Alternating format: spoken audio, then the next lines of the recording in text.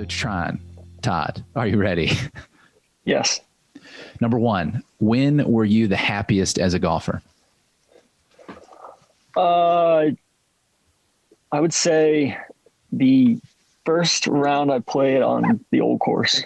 We did the ballot that day, got matched up with a father and his two sons. And I don't know, it was almost like a solo experience, the rest of the group, like we were all matched up with people throughout the morning. And I played well. I think I shot 76.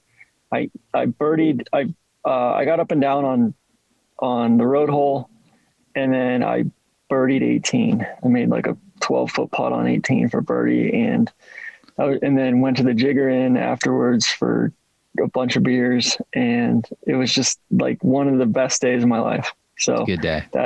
Yeah. These are intended to be short answer, by the way, Tron. You don't have to give me the. Number two, what's the scariest golf shot?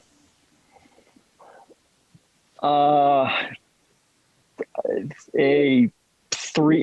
I'm playing right-handed, a 3-foot left to right slider, like putt. Number three, what is your go-to order at the halfway house? Big soup guy. Love soup. Never gotten soup. Any particular soup? New England clam chowder. At the turn. Big fan. At Dunwoody, they always had that. And it was fantastic. Love that. I'm not a big breakfast guy, so it just filled me up. Yep. Number four, what is the trait you most deplore in your golf game? My chipping. Right-handed or left-handed or equal? Yeah, righty. Yeah.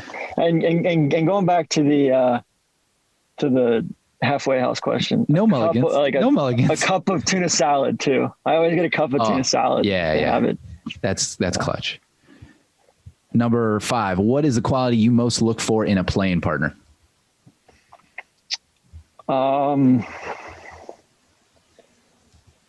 Let's say like self-awareness, having the ability to, kind of feel out like there's a time to say something, there's a time not to say something. I'm someone I really like, I recharge on the golf course. I'm kind of an introvert by nature. So I don't want to talk to you every step of every hole. Like, there's some holes I want to go off and just, kind of go recharge, be in my own thoughts. And then I'll, kind of ease in and out of conversation as the round goes along. That's a really good answer.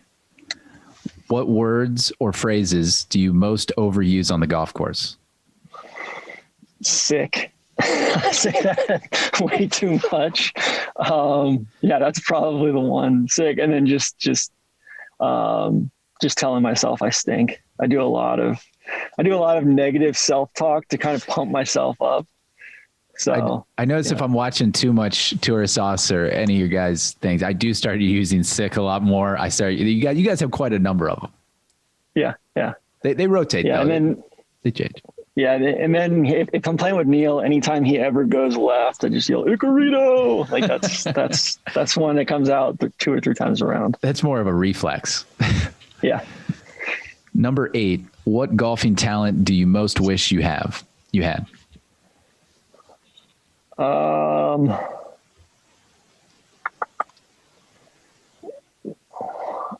I've worked on it. I'm still not there. So I think I still don't have it. The ability to truly take it shot by shot and truly stay in the moment. That's a big one. Number 9, what is your most treasured golf possession? Good question. Most treasured golf possession.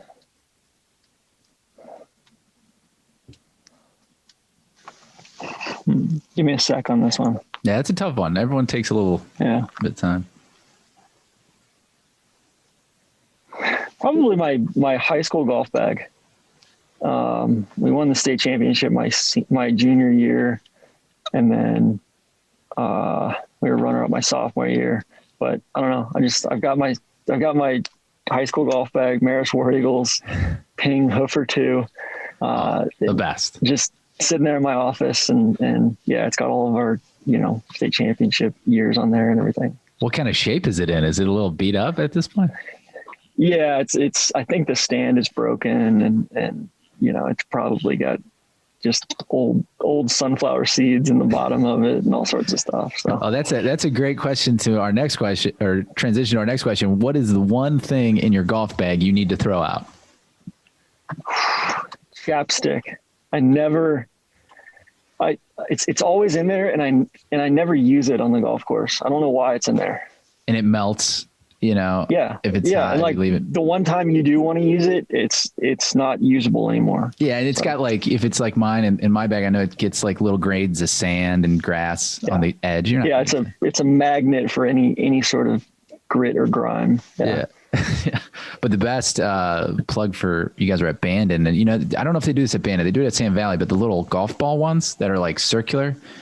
Yeah, that's some innovation. That stuff actually is pretty good to have in the bag.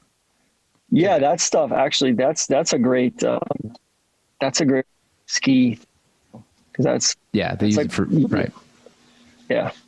So number 11, what is your favorite occupation at the golf course? So like of the people working at the golf course, what's your favorite occupation? Superintendent. It's an important one. Number 12, have you ever asked another golfer for their autograph?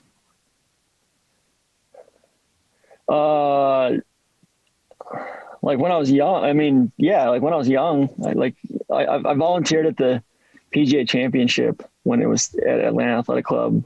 First time, I think it was 2001. David Toms won. And, I was in 9th grade, I think.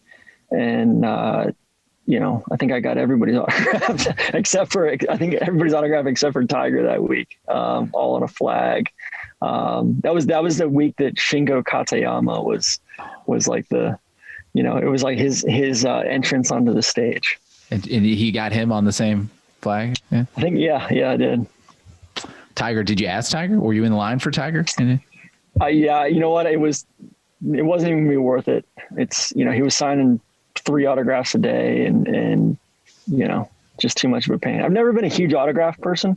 Just, it's just never really done it for me. I'd rather just go talk to that person for a minute or two, or even when, grab a picture. Yeah. Even when I was a kid and I worked at the NEC Bridgestone Invitational Akron, I used to do it because all the other kids are doing it. And when I get to the player, because I was like, big fan, I always regretted it.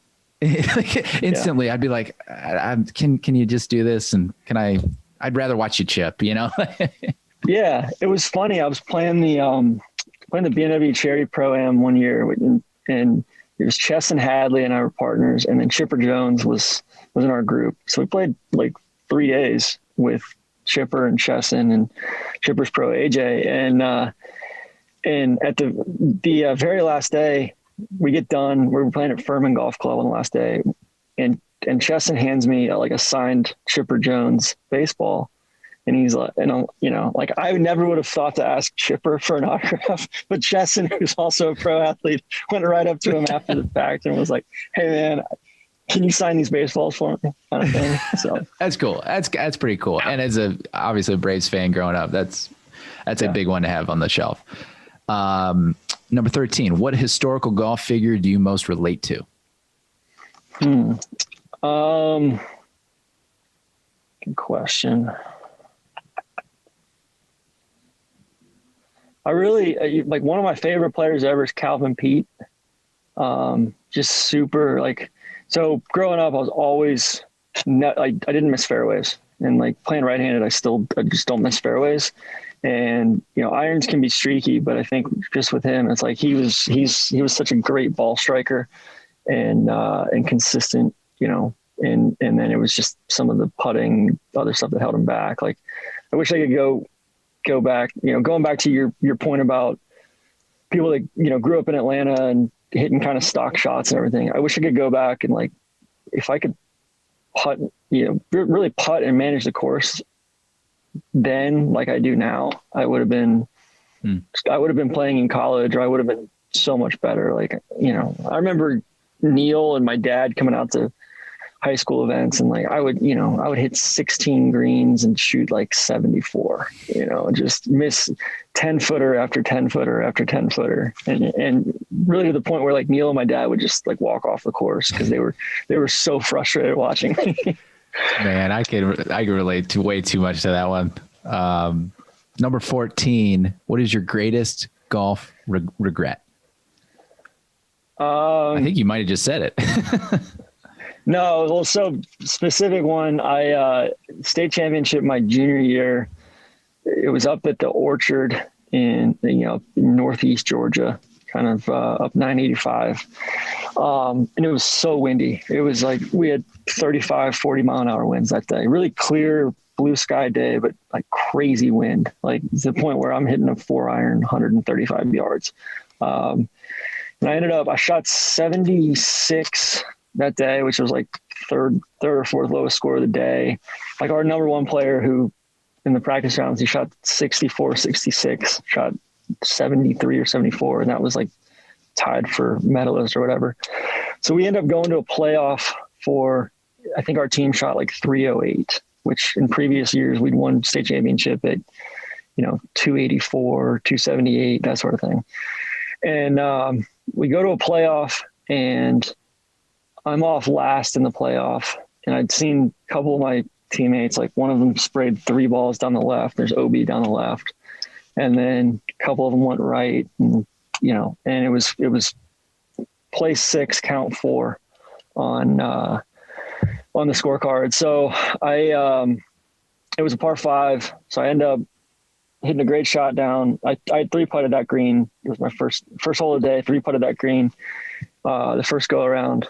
Hit it to like 4 feet, and had that putt that I was talking about earlier, that like 4-foot left to right slider that I had missed by a mile earlier. Same putt, and I get up and just totally wipe it, and then tap in for par. And I don't know. I just always think of that as like, man, like I could have been a killer right there. So one of my teammates comes up to me who had made like a 30-footer on the 18th hole to send it to a playoff. He comes up to me on that green and he puts his arm around me and he said, "Man, we lost by 1." And I was like, "Oh my God." And then he let it go for like 25, 30 seconds. And he goes, "I'm just kidding. We won by 3. But like, I'll never forget that. Whereas like I gave him the opportunity to do that because I missed that 4-foot feeling, putt. That feeling, would have been like the exclamation point birdie in the playoff. I think a lot of guys listening right now are like, have that haunting moment, that you just can't shake. Those regrets stick with it. It was almost like predestined, right? Or like I had already used I had already mentally missed the putt in my head, the big rain, instead of just committing to a line and so. Rounding out with some architecture. What is your favorite hole in golf? What's your favorite? The road hole. The road hole. Yeah. Yeah. It's like, I remember the first time I saw it, I was like, oh yeah, like this is clearly the coolest thing I've ever seen. And like, if anybody tried to do this today, like they would be laughed off the course. Yeah. That's a good answer. What's your least favorite hole in golf? Number 5 at Dunwoody Country Club. Yeah, I was going to ask, we going back to number 5 at Dunwoody Country Club. Yeah. Number 17, if you one song to listen to on the golf course for the rest of your life, what is it? I was like listening to kind of blues and I'm a big Stevie Ray Vaughan fan. So I would say Texas Flood by Stevie Ray Vaughan. Nice. And you do listen to music on the golf course? I do. Yeah. I mean, I don't necessarily, I'm not normally the one with the speaker, but if somebody asks me, like I kind of prefer to, as long as it's good music, right? Like that's kind of that's my stock response. When somebody like, hey, do you mind if I play some music? I said, I don't mind as long as it's good music, you know? But yeah, I'm not normally the one with the speaker, but I'm always down for it. And you do always strike me as a person, you would tell them if it wasn't good music. Yeah, just like, hey man, can we kind of change it up here? A little too. My thing is when it gets a little too harsh and aggressive. I just need tempo. Whatever you put on, I gotta have a rhythm and a tempo, and I'm good. Yeah, I don't care if it's country. Yeah, and it's got to be relatively positive and relatively smooth. It can't be too herky jerk. Yeah, it's got to be like there's got to be a melody and a rhythm there. But I know you guys are big Metallica fans, so if someone throws Metallica on, for me it's a no. I've never been in that instance where somebody's stepped out and thrown Metallica on. So next time I'm with you, I'll cross that bridge when I get to it. Yeah. Last question, number 18. If you had a motto, what would it be?